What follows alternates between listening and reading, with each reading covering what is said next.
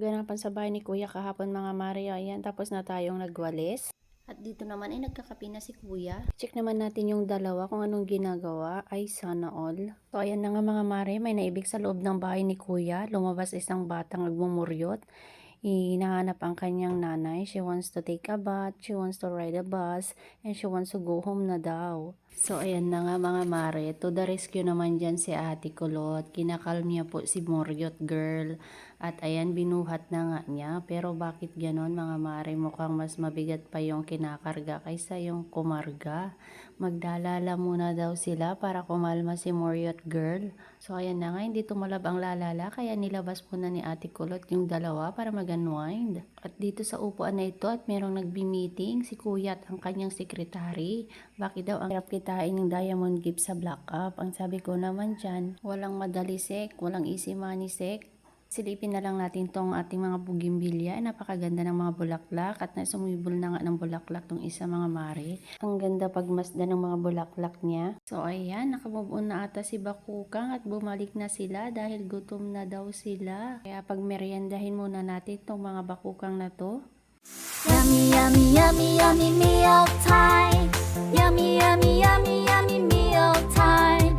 Yummy, yummy. At dito nga sa kabilang upuan, mayroong malalim ang iniisip. Kaya ang sabi ko nga dyan, maghilo ka naman dyan. Oh, where's your dad? Dad, banana. Buy banana? Where's Daddy Bob? There, Daddy Bob. Oh no, what happened to Lolo? Dirty Lolo? That's bad. Dahil tanghali na nga mga Mare, ay bili muna tayo ng mauulam. Baby, Daddy, Ate. Go! Oh, we're going to buy.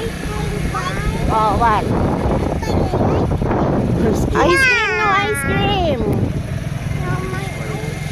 No ice cream, okay?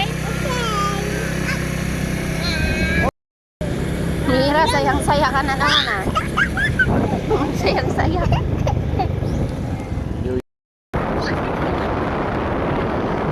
Na nga, nandito na tayo sa palengke at tayo ay bibili ng mga gulay.